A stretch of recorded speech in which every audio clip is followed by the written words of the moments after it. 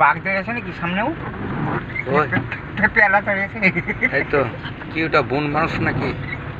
বন মানুষের মতো লাগছে তো, জুম করে খানিক দাঁড়াও।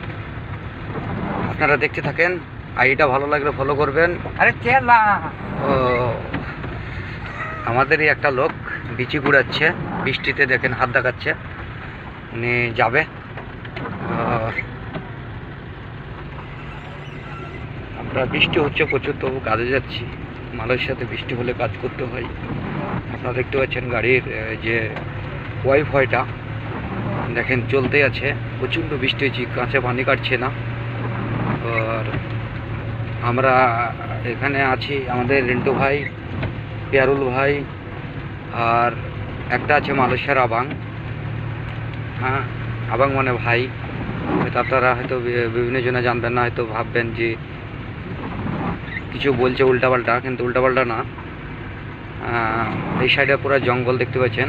বহুত কিছু দেখাবো, আপনারা যদি ভালো লাগে আমার ইউটিউবটাকে সাবস্ক্রাইব করবেন, ফলো করে যাবেন। আপনাদেরকে এরকম নতুন নতুন ভিডিও দিতে থাকবো, আপনারা দেখতে থাকবেন আর ভালো ভালো কমেন্ট করতে থাকবেন।